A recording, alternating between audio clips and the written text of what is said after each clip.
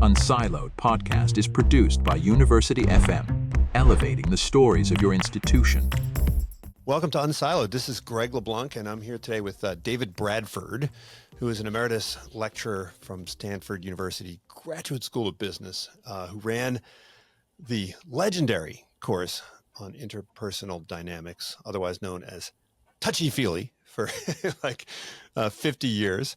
And the lessons from that class have been compressed into this little book right here.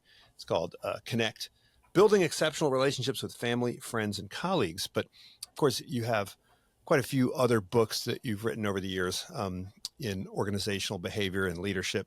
We've got this one that's co-authored called Power Up, Transforming Organizations Through Shared Leadership. Also co-authored this one, Influencing Up, Partner with Senior Management and Other Powerful People. It's got a couple other things in there. And also this one, Influence Without Authority. Welcome, David. Hello, Greg. Well, listen, this book, Connect, it's kind of a how-to guide for building what you call exceptional relationships. And, you know, this course that you taught for many years, I think a lot of people have said it is the most popular course, perhaps the most memorable course in the entire MBA program at Stanford. And I guess I want to dig into, first of all, why was it so memorable and successful? Why do MBA students and others need this kind of formal training? And then I guess, why is it not more widespread? Because look, I understand why we want to learn physics. I understand why we want to learn chemistry and biology and so forth. But I mean, learning how to have relationships, learning how to, develop friendships and productive partnerships.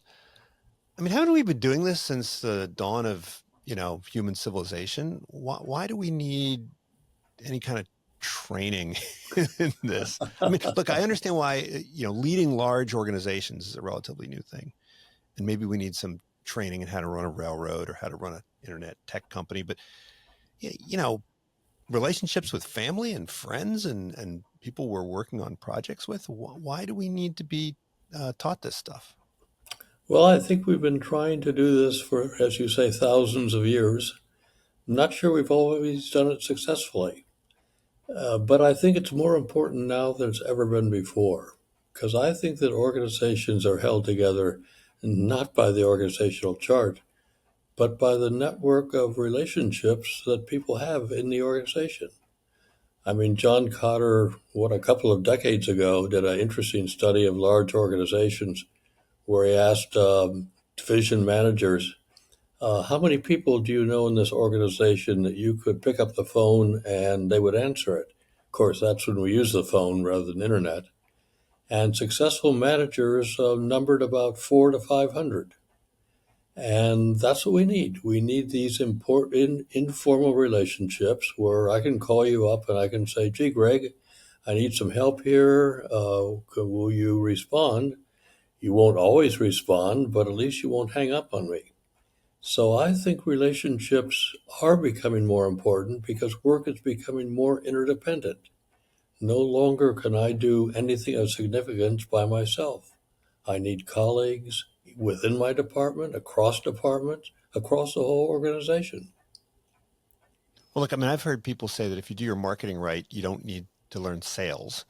And I've heard, organizational economists say that if you design your organizations right, then you don't need relationships right?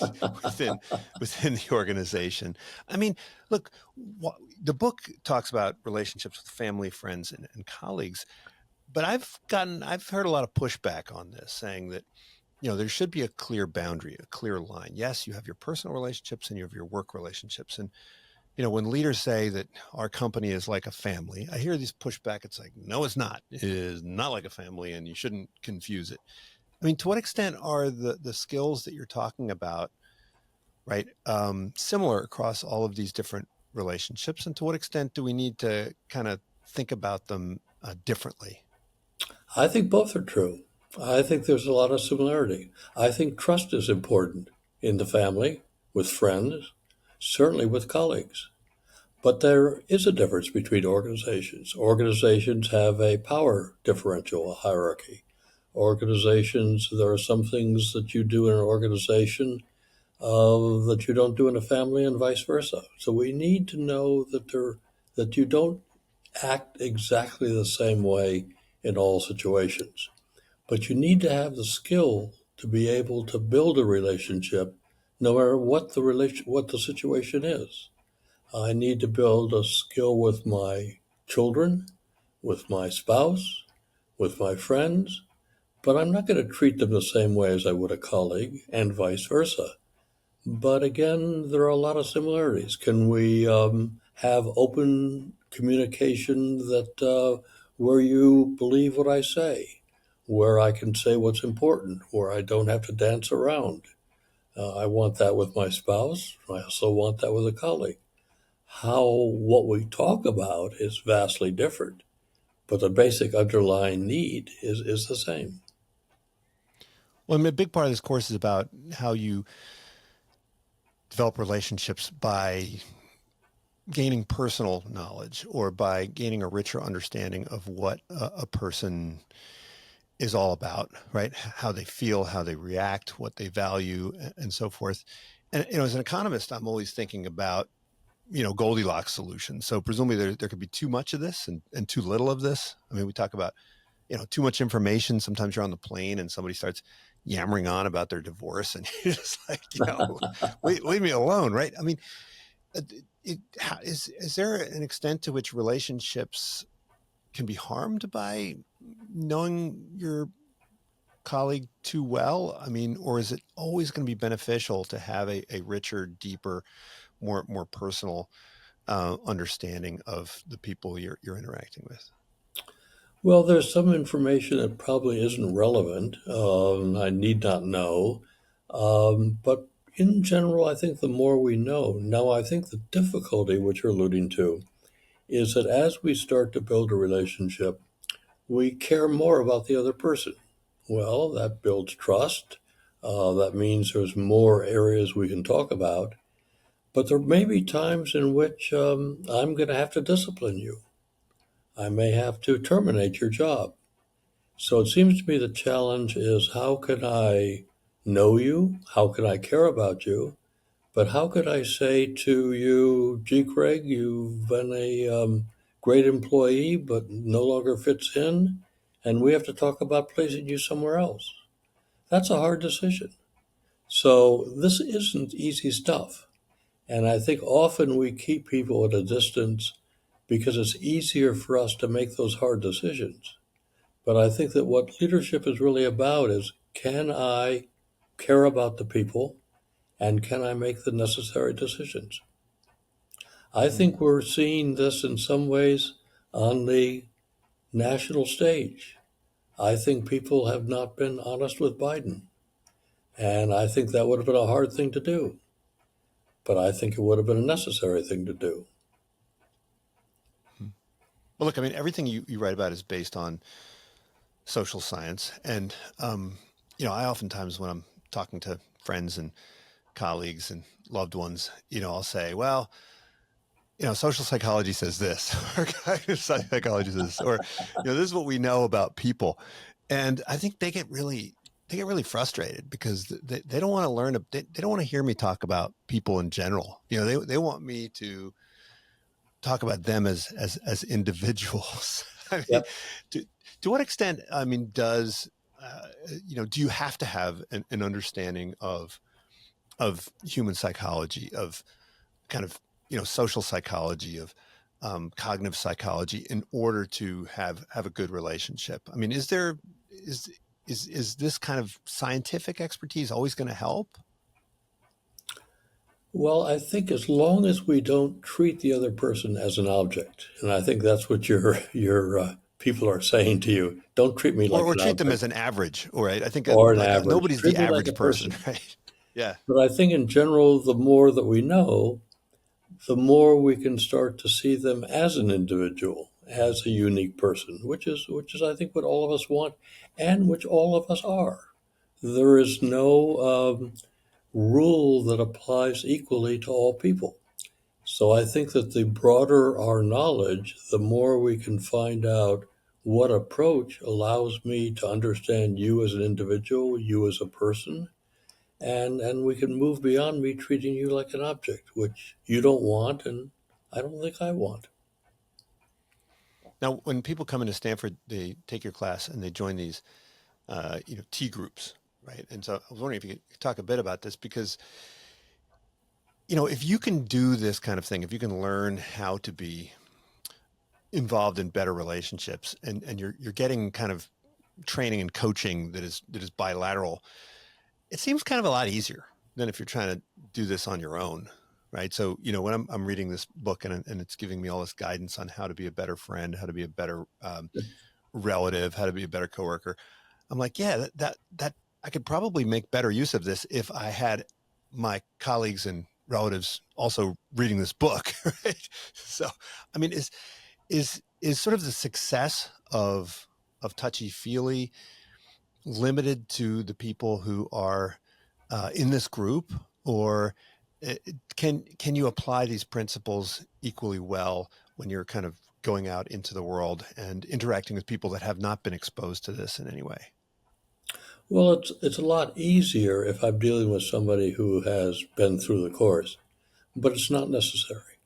In fact, one of the things which we need to learn is how can I use this across culture, across different ethnicities, because people come with different approaches, and one size does not fit all. The group is very helpful because what we're talking about, I put it in terms of how questions. How could I be clear in my communication? How can I build trust, as I've talked about? How can I be influential? How can I raise difficult issues? How can we resolve these? How can we repair when things go wrong? These are all how questions. They're not why questions. Why questions are therapy questions. Why do you act the way you do? Mm-hmm. I don't need to know that. What I need to know is I need to know, how do I come across? And I need you to help me learn that. We have the phrase, it takes two to know one. I'm an expert on my own motives, but I don't know the impact of my behavior. So, for example, right now, I'm perfectly clear to me, but I don't know if I'm clear to you. So I need you. So if you are confused, hopefully you'll clarify or you'll ask me about it. So I need other people, and we do that in a group. And what we learn in the T group, and T, by the way, doesn't stand for therapy. It originally was training. In this group, I learn how my behavior impacts you. I learn what I do that turns you off, pushes you away from me, draws you closer to me. And this can be learned somewhat in the book. I support your notion that if you're reading the book, you ought to give it to the relatives and your spouse. The more we sell, the better we like it. Right. But it works much better when I've got 11 other people who, in a sense, say, "Gee, David, when you do that, I stop listening to you." It's painful to hear, but it's necessary for my learning. Well, I've given these lectures on feedback, right? And how, feedback is a gift. I remember at Facebook, they used to have these on the wall, these signs, these rah-rah signs. Feedback is a gift. And you say that feedback is the beginning of a conversation. It's not the end of a conversation. And, it seems like resistance to feedback is part of human nature. And I've had a bunch of discussions on this, and it's really kind of hard to understand why we would be kind of hardwired to resist feedback. And I've discovered, look, in most organizations and most relationships that I've been involved in, I've gotten very frustrated because I think, I've learned two things in organizations. One is that no one wants unsolicited feedback. And then the second thing I've learned is that no one solicits feedback. So, you put those two things together and you realize that giving feedback is a great way to ruin your career. But I mean, obviously you have to get if you're better at it, it's less likely that it's going to ruin your career. But why is it so hard? I mean, why aren't people sending out engraved invitations to everyone around them saying, please give me feedback, please give me feedback? And I've had bosses, I've had different deans, and some are like, if you got any ideas, come to me. Others, never ask for it. So why do you suppose that it's so rare that people actually want genuine, heartfelt feedback? That's a great question and a complicated one. Let me start with the phrase feedback as a gift. I don't think people receiving it feel it as a gift. The phrase ought to be, when I give feedback, my intention ought to be to help you. Mm-hmm. So often feedback isn't to help you. It's to blast you out of your chair. It's to express my anger, my frustration. So I've got to, in a sense, think of how can I move past those feelings of wanting to hurt you to wanting to help you. So you may not feel it as a gift, but that's got to be my intention if it's to be effective. I think also that you can give feedback in a way that the other person, maybe not initially, but eventually will want it. Let me give one example. We talked about with a dean, with a boss. I've done a lot of consulting, and in organizations, you often hear people walk around saying, gee, I don't understand why people aren't straight with me. I don't understand why our meetings are so bad. I don't understand. Often what I'll say is, yeah, that's upsetting. I've got some hunches as to what might be going on. Do you want to hear it? Sometimes they say no. Why would anybody say no? Because I think, but that's the other part of your question is so good. We put so much effort into building an image, building a picture of ourselves, image to other people, but image to ourselves. And to have that be shaken up even a little bit is disturbing. Also, I'm afraid that you will think less of me if I were to accept this, that I am not the such a good person as I think I am, or I wish you would think I am. And so, therefore, in giving the feedback, one of the things that's really important is that it focuses on behavior, not on the person. And so often the feedback we give is on the person.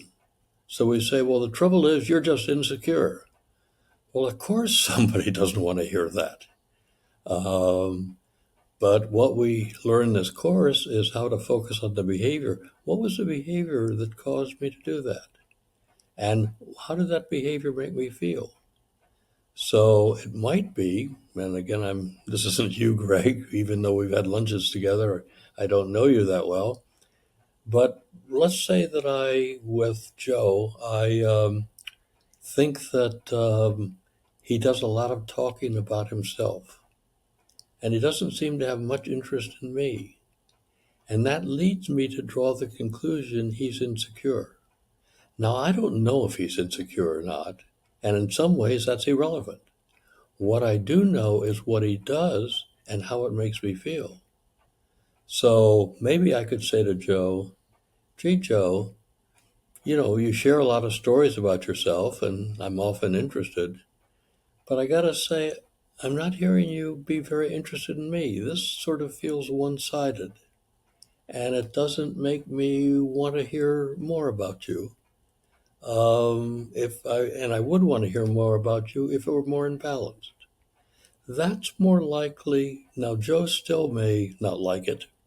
He may say, well, David, that's your problem. That's always the cost. There's no perfect way to do it. But he's certainly more likely to take that in than if I say, well, Joe, you're just insecure. Yeah, you talk about the net, right? And, use this metaphor of, right? I mean, there's intent and then there's behavior and there's impact. And you can know what your impact is, the impact of somebody on you is. You can maybe, you have a pretty good sense of the behavior, but you don't really know what's going on behind the scenes. And you point out throughout the Excuse book, me, I think. Greg. I think that's you've got it wrong. I don't know Ah, the impact on the no, other if you, person. oh no, I was saying that you know the impact on you of Oh, someone but else's most of behavior. all, I know my intentions. So if you're the person who is intending, you know the intent. But if Right, you're the person on the receiving end, you know the impact. And but right, the neither party knows, right? That's the net sitting between both of them. right. Yeah. But then you also point out that curiosity is important. I mean, you have to have curiosity about people. Uh, And Greg, let's go back because I think what you're covering is really important, and I want to make sure we slow down enough yeah, about the notion of the net. Is that because what you're saying is that I'm an expert on my intention, what's going on within me, but I don't know the impact. And so much of the feedback is feedback where uh, and the notion of the net is I'm in your area of the court, which I can't play in, mhm. is that I make some inference about what's going on within you. And so if I say, well, you just want to dominate, well, I don't know what the hell you want to do. But, and by the way, that is, I don't experience that with you. But if I did that with another person, with Sam, he's likely to get defensive. But if I can not play in his court, but can stay on what's going on within me, which is the impact of his behavior on me, then it's indisputable and we may be able to get somewhere. So I think that's a really important concept and why so often feedback doesn't work because we're over the net. Well, I find it interesting you said that kids are better at staying on their side of the court, and I found this fat. So I was wondering, like, do we start crossing the net as we develop maybe richer theory of mind? Like as we start, I mean, you start getting exposed to Freudianism, and then you're like, oh, that's that's your ego, right? I mean, we develop this in other words, the more psychology we know, the more likely it is that we're going to start developing theories about other people's intent. I think that's absolutely right. I think we get too smart, we get too sophisticated. Uh, but I think also it's a process of we want to know the other person, and so we do a lot of guessing. And kids don't do that. Kids say, I'm mad at you, or I'm hurt, Right. or, I don't want to play games with you anymore because you're the one that's always determining the games. They're talking about behavior and how it affects them. But we, in a sense, try to psych the other person out, and that gets us into trouble. I think in my case, I always saw this as being charitable, right? Because if you can understand someone, then you can forgive them. So if they're engaging in behavior that is, you know, bothersome to you or hurtful to you, then I'll spend an awful lot of time trying to figure out, okay, well, what kind of motivation could possibly explain this, right? And then if you tell somebody, oh, like I've got you figured out, internally it seems like, oh, I'm showing them how much mental energy I've devoted to, engaging in this psychological work on their behalf, doing them a favor of doing all this research into what could possibly motivate them. And of course, people don't take it that way. They No, don't they see that don't. as a charitable initiative. Yes. And in essence, what the book and also what the course tries to do is the way to short circuit that long process, all that effort that you put into it.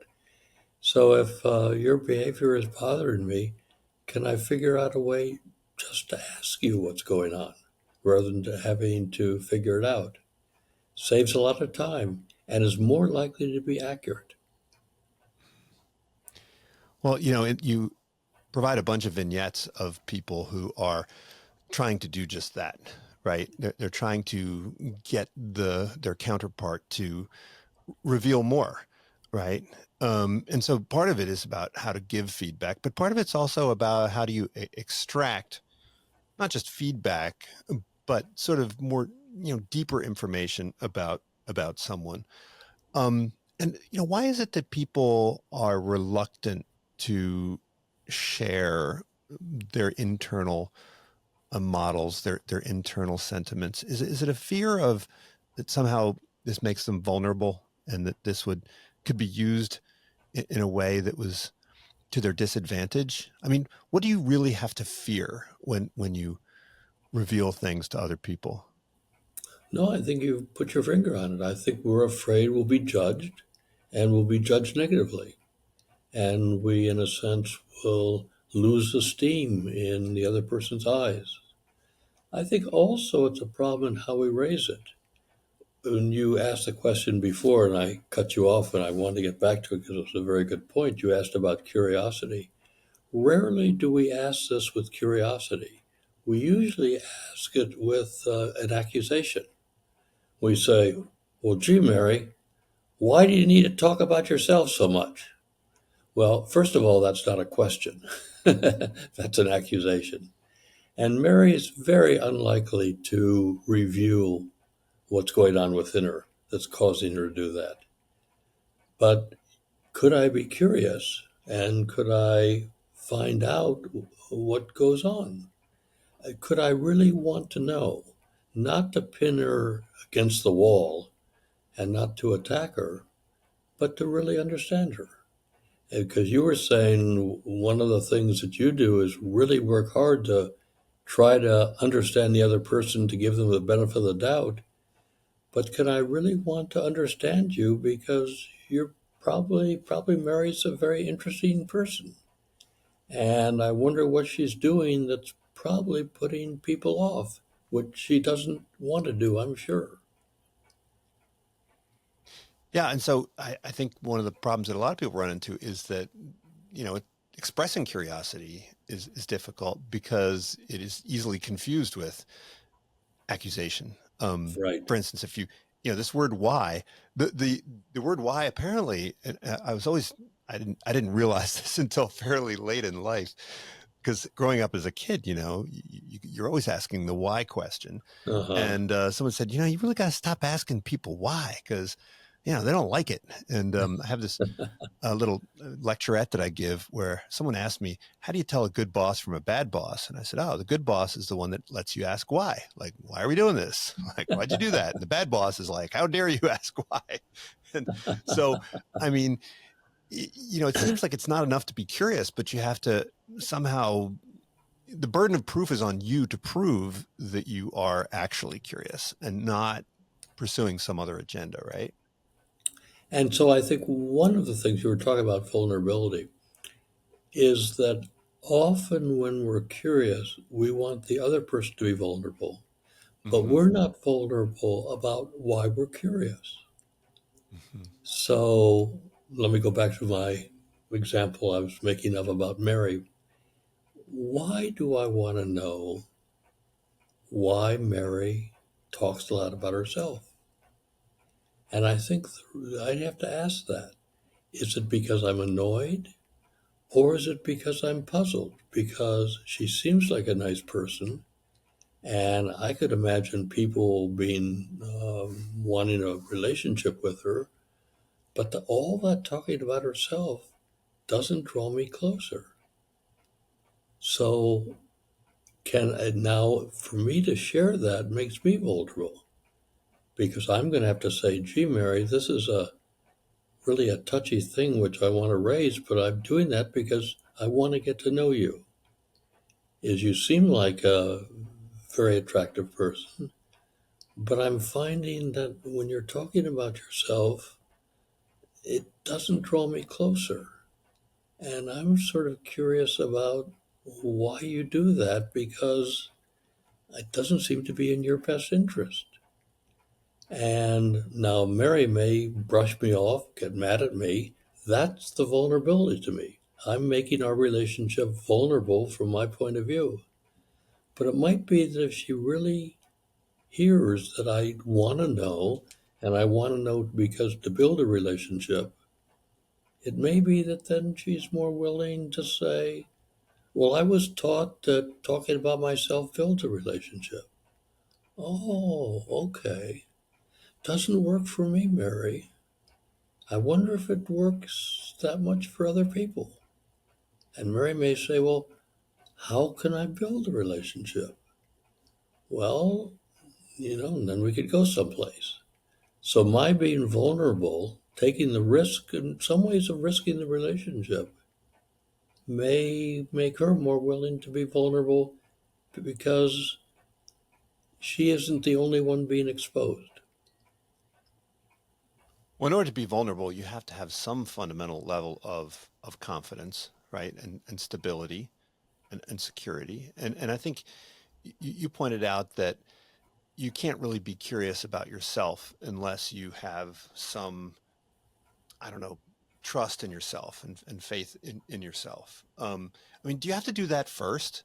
Do you have to kind of, know yourself before, to some degree, before you can venture out into this world of, you know, change mindset and curiosity about, how others perceive you?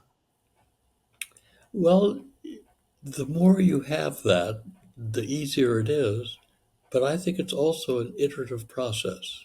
Given I have a certain amount, maybe I'm willing to um, explore out a little bit. We have the concept in the book and the course of the 15% rule. Um, can I be 15% more risky than I'm comfortable with? Not 45%, because that's scary. So, one of the things that happens in this course and why so many students say it's been transformational is that people take the risk of showing 15% and asking 15% to get that information. So, a person may say, gee, I'm really afraid of giving negative feedback to you because I think that I was raised with if you can't say something nice, don't say anything at all. And it's scary for me to do that. And the person says, no, your willingness to do that actually builds a relationship for me. Well, I've taken the 15% and my confidence has gone up a little bit. So now maybe I'm willing to take another 15%. And one of the things that happens in these groups at Stanford is over the 10 weeks, people keep on taking more and more of the risk of testing out their assumptions, of letting themselves be known, of taking those parts which we say, gee, if you really knew that about me, you'd think less of me. And usually, the more we know about people, the more interesting they become. Usually, it's much more interesting than the presented image that most people spend so much time into fabricating. I mean, what you're doing is you're building a trust community right there at Stanford. I mean, I've observed MBA students for 35 years or so, and there is this element of collegiality and trust that you find there, which is such an essential part of the experience. So much so that oftentimes the students will, weep at graduation because they're seeing this community disperse. But it seems like you say the reason why you're going to be more open is because you trust them, and the reason why you trust them is because they're more open, and this thing grows over time. Is there a way to um, create trust communities, elsewhere? I mean, do corporations do this? Do they have internal touchy feelies for all of their employees to get them to the point where they can trust one another, or is this kind of unique to more Well, comprehensive institutions like schools and military and so forth? well, remember, trust, and I'm sure you would totally agree, is on a continuum. There's probably no situation which is total trust. Probably the one that comes closest might be a therapy situation. But even that isn't fully. And there are therapists who fire their patient, and Mhm. certainly patients who fire their therapist. And probably good marriages have a very high degree of trust. But it's a continuum. So even at Stanford, we are far from having total trust. We just have more of it, I think, than in many other business schools. And we certainly have more of it within the T group than we have without the T group. So there may be a high degree of trust within that T group, but that doesn't mean that student has the same level of trust with another student not in the T group. So to back to your question around organization, I think we can build more openness. We certainly don't want to build total openness. I mean, if somebody's totally open, you and I have lived in Berkeley, and those are people who live in the streets, and they it's a not a sign of mental health. We have to be judicious, but you can Hmm. build more openness. And a lot of the efforts on team building is to say, can we build some more openness so we can be more productive? And again, the goal is not to build friendships. The goal is to be productive. And it is that I have to know you a little better. I have to have this element of knowing where you're coming from and you knowing where I'm coming from so we can get the work done better. That's the reason to do it. But it does seem like there's some organizational structures which are going to be more conducive to the building of trust, right? So, if you have a stack ranking system, it's an up or out system, and there's, a limited amount of resources and people are fighting over it. It seems like, you know, you're going to be very selective with your openness. And similarly, most of the people in the book are reasonable people, well-intentioned people. I've been in organizations where you have somebody, dark triad individual, right, who just plunks down. And it seems like what that dark triad individual does is it just creates this ripple effect of distrust, which then makes people incapable of being open with one another, except maybe occasionally behind closed doors being open about the harmful effects of the dark triad person. I mean, are there ways, structural ways that you can encourage or discourage the development of these relations? I mean, look, I remember Gallup had this survey which said that companies that have highest retention rates are the ones where people develop friendships at work. And so there are companies that have a lot of this, and there are companies that don't have a lot of this. What are the main differences? Well, I think you've named most of them, and I think the stack ranking system where you have to get rid of the bottom 10% guarantees you're not going to have a lot of openness. I mean, people don't purposely sacrifice themselves. So that's a clear case. I think one which is a highly evaluative system that is critical, where there's very little positive comments that go on, is another situation. Um, and as we all know, it's easier to destroy the culture of an organization than to build a positive one. So that dark Vader who comes in can very quickly kill this. And the only trust you get are people who, in a sense, align themselves to protect themselves against that person. And I think more and more leaders in organization are realizing that building collaboration is important. Now, there's a danger with building friendships, which I said before, because there are many organizations which need to cut back, are too big, are facing adverse times, and have to do cutting. So it has to be clear that we're building a relationship to get the job done. That's the purpose of an organization. We're not building an organization to have warm and fuzzy friendships. Mm-hmm. That's the means to an end, not an end in and of itself. And we have to realize that there are going to be times in which we're going to have a reduction in force. There's going to have to be times in which we get rid of people. So 14 months ago, my son worked at Microsoft, and his whole division was laid off. Well, Microsoft took care of him. So he has positive feelings about Microsoft. He Mm-hmm. realizes that employment wasn't guaranteed, that it was very much work related, and it was a necessary decision. At least the CEO thought so. Well, that's the sort of organization we need, which we're willing to be honest with each other, tough with each other when necessary, and caring for each other. And those aren't mutually exclusive.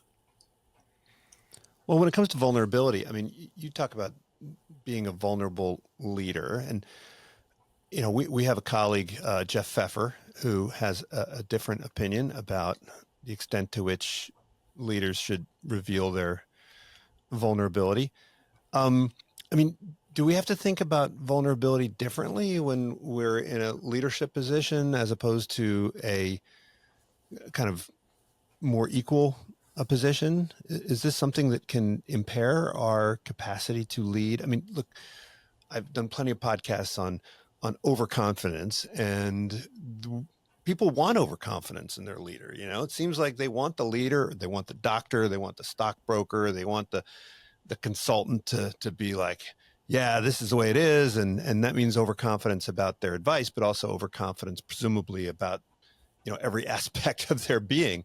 I mean, is there some downside to revealing vulnerability that is different when you're in a position of leadership?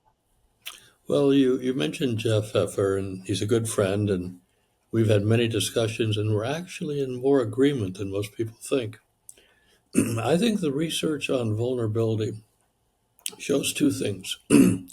Leaders who are vulnerable about a core competence lose power. Yeah, I taught one of the leadership courses at Stanford, and if I would have gone into that first class and said, the dean has assigned me to this class and I know absolutely nothing about leadership, I would have been crushed as everybody rushed out the door. So leadership which questions your basic competence does lose power, does lose influence. But vulnerability which shows your humanness is different. And one of the things I'm reminded of, I think both of our ages you will remember this. Do you remember the TV show Ironside? Ironside was a detective in a wheelchair. And for 29 minutes, he didn't know who the killer was, and he was open about it. But you knew damn well that on minute 30, he would figure it out.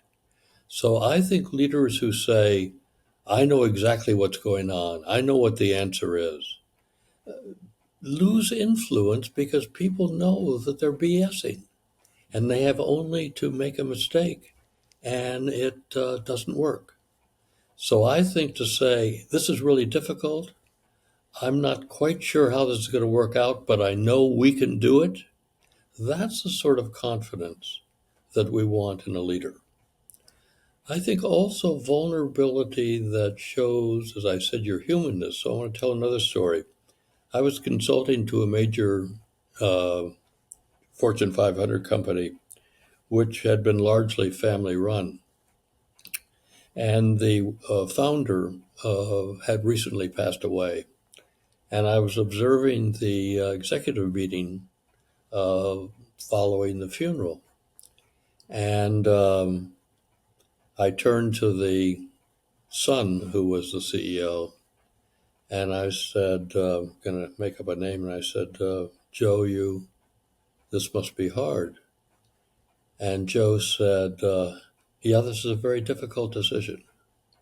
Not a decision, it's a very difficult situation. He said, I miss my father.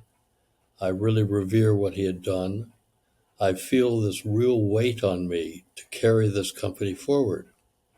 And I must say I worry about that, but I'm really dedicated to it. And he talked about the feelings he had about the responsibility. And you could feel the team coalesce behind him, wanting to follow him. Now, if he would have said, everything's okay, I've got all the answers, it wouldn't have worked. So I think that we have to be careful with vulnerability. And it has to be vulnerability that shows we are human.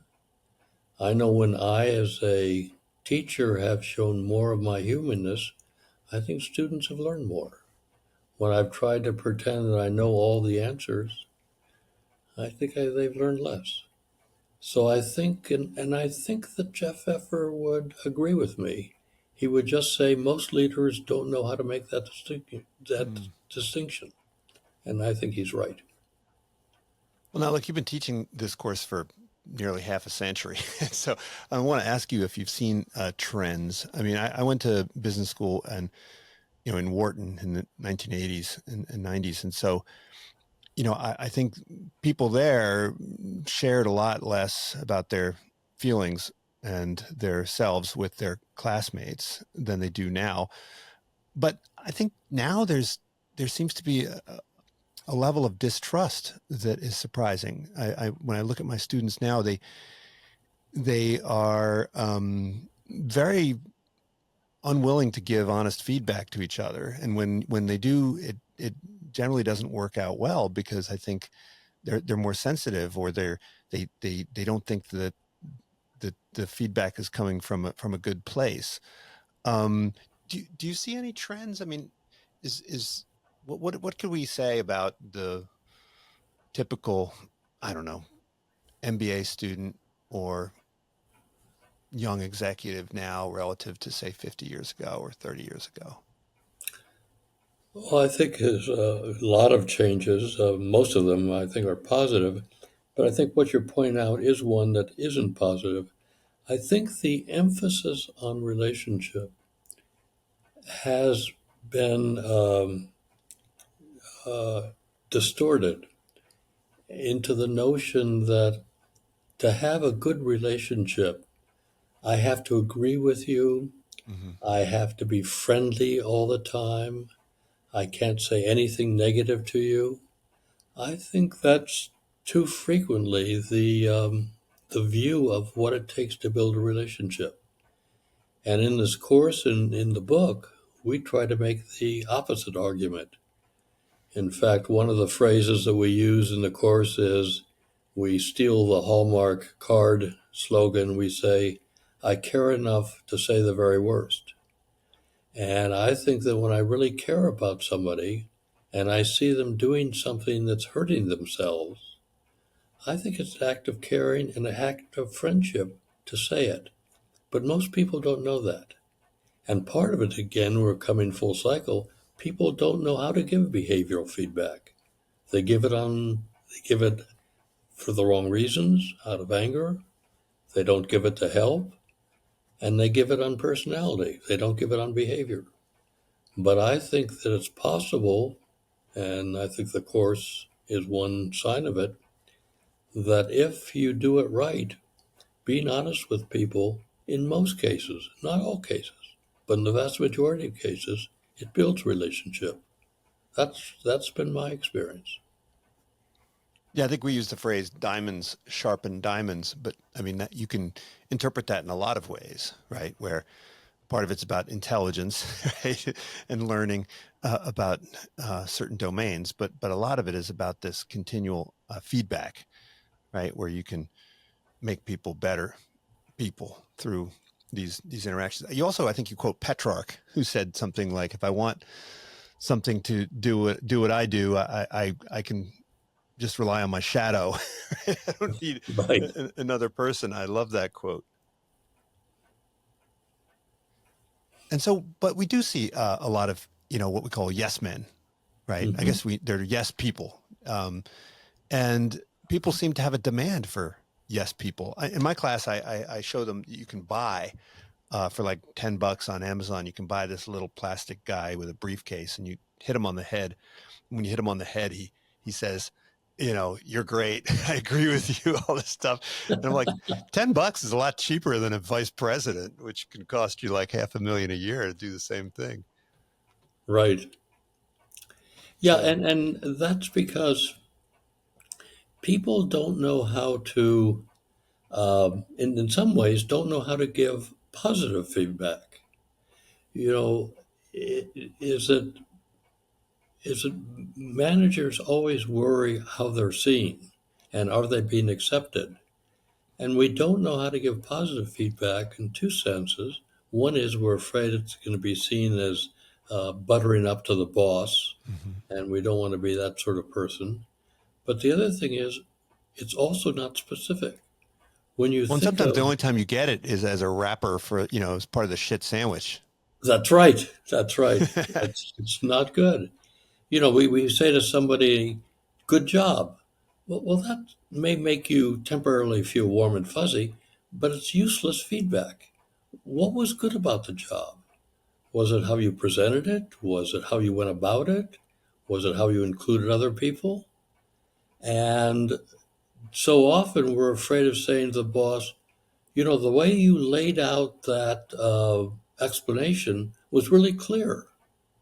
Uh, Now, I think we can say that without being seen as buttering up. If we can also say to the boss, hey, boss, I was really bothered about what you did. Mhm. Um, and if we can give behavioral feedback on when another person doesn't operate as well as they can, they're more likely to believe us when we really do honestly want to give positive feedback when they do something well.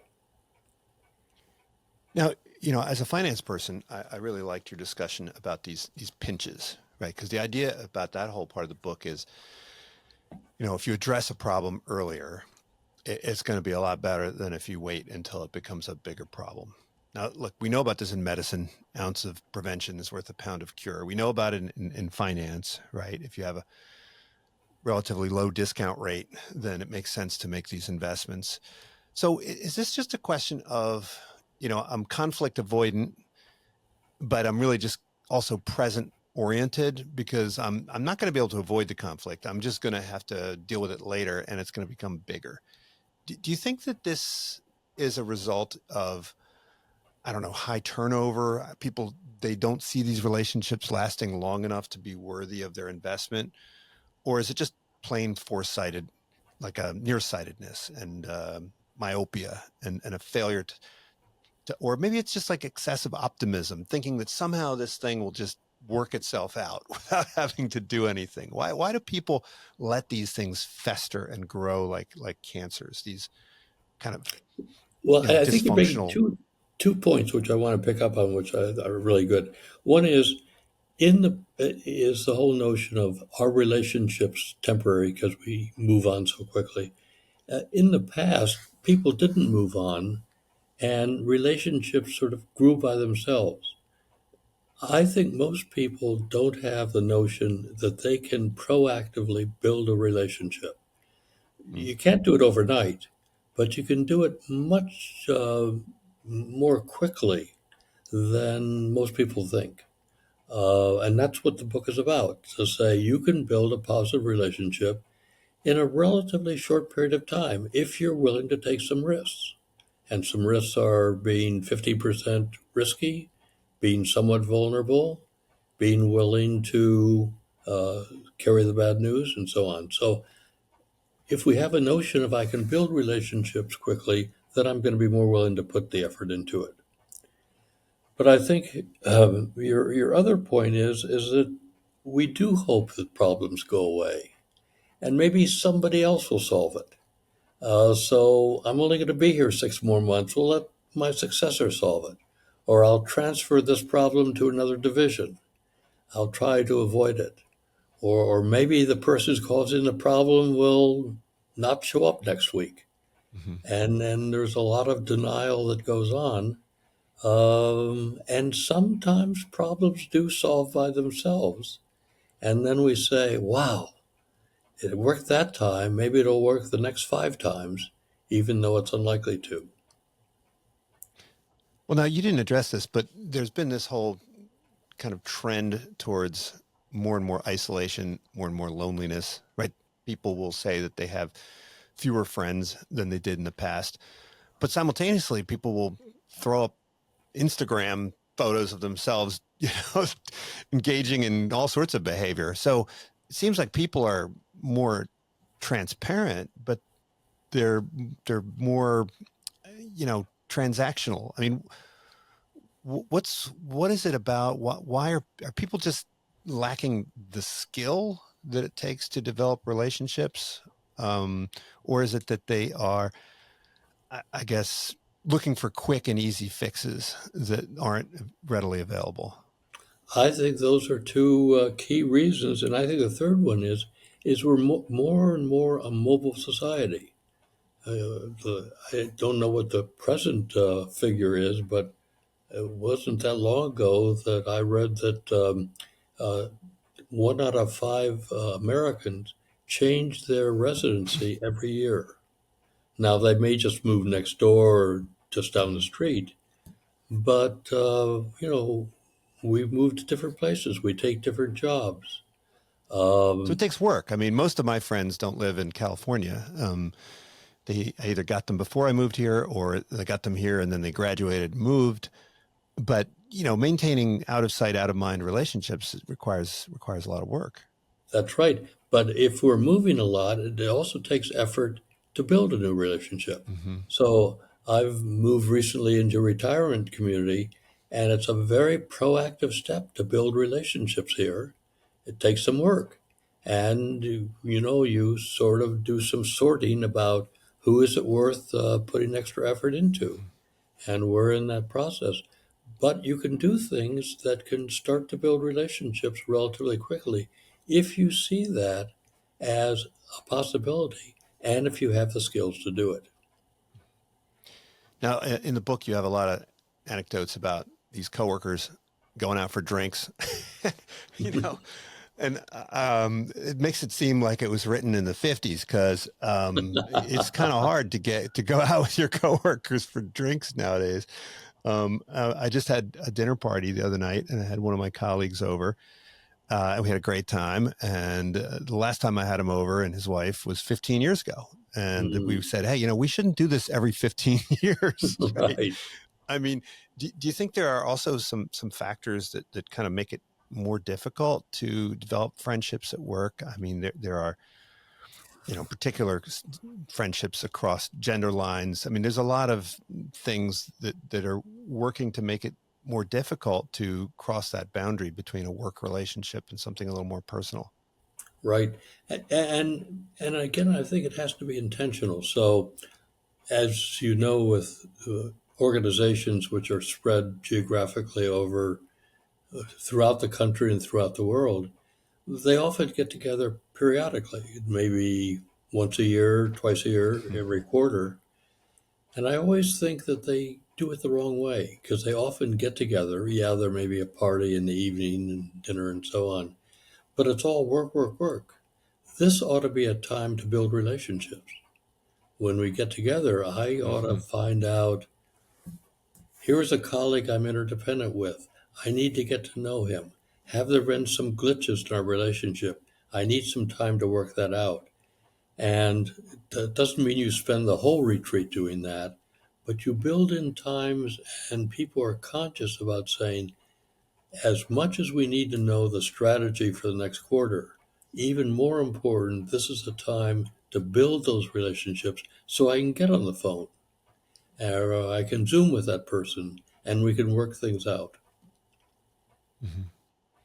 So even though the name of your course is touchy feely, I think people who haven't really dug into it don't really understand it because from the outside it might sound like it's just all about feelings. And I think a big part of what you're saying is that it's important to understand the difference between your feelings and other things. And I think you highlight that a lot of people will say, "I feel like," or "I feel that," and that's very different from saying "I feel," right? Where they are burying some kind of hypothesis about the world into a statement which is supposed to be a statement about their internal state. I mean, is that also a problem? Just a failure to understand, right, the difference between feeling and non-feeling. Yeah. Yeah. The English language is rich in its language and it's also complex and confusing. The word I feel stands, as you're saying, for either an emotion. I feel pleased. I feel upset. And a cognition. I feel that the economy may be facing some problems. I feel worried that the economy may be facing some problems. It's an emotion with a cognition. So we use the word both ways and we think we're talking about emotions when we aren't. Also, we've often been raised, I think, as part of our educational system, to delegitimize emotions. I mean, in a math class, you never got good grades by saying, I feel that the right answer is 43. Oh no, my first day of law school. I remember first day of law school, someone said, I feel about the case. And oh man, I mean, I don't know whether he would do this today, but oh, that professor, he had a field day with that kid talking about it, his feeling about the case. He That said, had yeah, there's nothing no to do place with here it. for that. That's right. And that's legitimate. Hmm. We do need cognitions. We do need to analyze, to think, and so on. But we need to realize there are two different worlds. And what we also need to realize is the importance of the emotional world, because emotions tell what's important to me, what I care about, what I'm afraid of, what I'm worried about. Now, many managers say we leave feelings out of this, but they don't. They walk around all the time saying, I'm worried about what our competition is going to do. I'm concerned that we won't meet our numbers. I'm really delighted that we were able to close that deal. They use feelings all the time, and they're powerful because if you had a boss who was a Mr. Spock and never expressed an emotion, that would be a very cold, uninspiring boss. Hmm. So emotions are important in saying what's important to us, but it's important as a leader to show what is important and to show that we are human and we do care. And we do care about people and we do care about performance. So we just need to be real. We just need to realize that there are those two worlds, and both are legitimate, and they're different worlds. Now, I'm guessing you would agree with me in my sentiment, which is that I believe that the MBA program, business school, is all about making people into more effective humans. And that means whether they're more effective in the boardroom, more effective on the sales team, more effective as medical practitioners, and more effective as parents and children. I think there are some generally applicable skills that go across all domains. And if that's true, I mean, do you think that everybody ought to get at least those pieces of a business education? I mean, why is this so important in an MBA program and not in, say, an engineering program or a law program or any kind of program? Why is it that we don't have a touchy-feely class in high school, right, for 10th graders or 11th graders? Is it seen as it's not academically respectable? It's not going to get you into college. It's not going to help you with your GMATs, right? Like, why are these very essential life skills not part of kind of almost mandatory curriculum for everybody, Well, given their I importance? I think they should be, or at least the opportunity to take it. We don't require this course at Stanford, and I never would have required it because it's not appropriate for all people at where they are in their stage in life. So it ought to be an opportunity. I think there is more of this taught in schools, not as much as should be, and.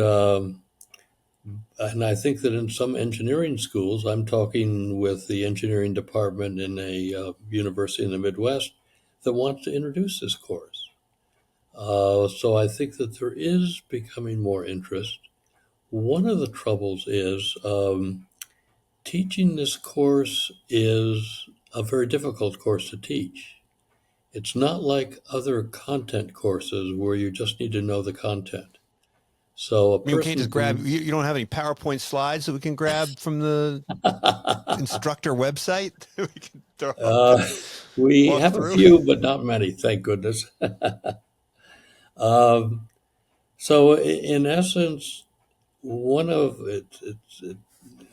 this is putting it too simply. You talked about teaching finance. You could be a great finance teacher and never be able to balance your checkbook, Yep. uh, never be able to make an Well, investment hey, decision.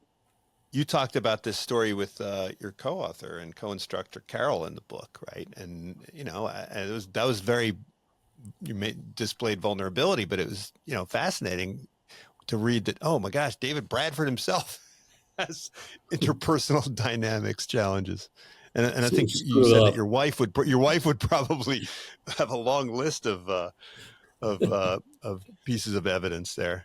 She says, "You teach this course. Why don't you do it more times than not?" Because we're all human. But the trouble with teaching this course is you have to be the course. Mhm. So I can't teach vulnerability unless I'm myself willing to be vulnerable. I can't teach how to give behavioral feedback unless I'm willing to do it. And there are relatively few professors who are willing to do that. And that's one of the things that limits the spread of this course. It's now being taught at University of Chicago Business School, at Yale, but not at many others, because people who have these skills tend not to do the tight research that gets you tenure. So you introduce me, I'm a senior lecturer, but I'm not a professor. I couldn't make the professorship because I didn't meet those criteria. But I had other skills that the school realized and wanted me as a senior lecturer and kept me around for 50 years, which I'm glad, and I think the school is as well.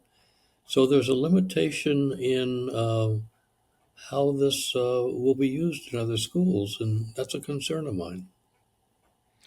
Well, any chance we can lure you back to do a version of the class for the faculty? Because I think we could probably use it. I think that's the last thing I would do, Greg.